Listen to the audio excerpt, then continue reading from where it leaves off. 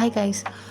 பூமாதேவி கிட்ட உண்டான பொறுமை பொண்ணுங்க எல்லார்கிட்டேயுமே இருக்குன்னு பொதுவாக பெரியவங்க சொல்லுவாங்க. அதை ஏன் சொன்னாங்கன்னு எனக்கு அப்போ புரியல, ஆனால் இப்போ புரியுது. ஏன்னு யோசிக்கிறீங்களா? ஆக்சுவலாக ரீசெண்டாக இப்போ ஒரு ரீல் போயிட்டுருக்கு கரண்ட் ட்ரெண்டில். என்னென்னா, நான் 10 வயசாக இருக்கும்போது அப்படி இருந்தேன், இப்போது நான் கல்யாணம் இப்படி இருக்கேன் அப்படின்னுட்டு. நம்ம 10 வயசு குழந்தையா இருக்கும்போது என்ன விஷயம்லாம் பண்ணுமோ, அதாவது பொண்ணுங்களுக்கான 2 வாழ்க்கைன்னு சொல்லுவோம்ல, கல்யாணத்துக்கு முன்னாடி ஒரு வாழ்க்கை, கல்யாணத்துக்கு அப்புறம் ஒரு வாழ்க்கைன்னு.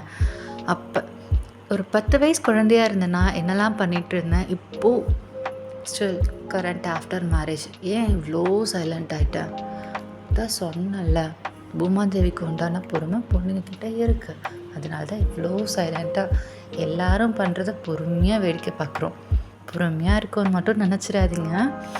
பூமாதேவிக்கு அந்த லெச்சா யாராலையும் தாங்க முடியாது. அண்ட் இதுதான் ரொம்ப டேஸ்க்கு அப்புறம் நான் ஸ்டிச் பண்ண ப்ளவுஸு. நல்லா இருக்குல்ல ஃபிட்டிங்ஸ்.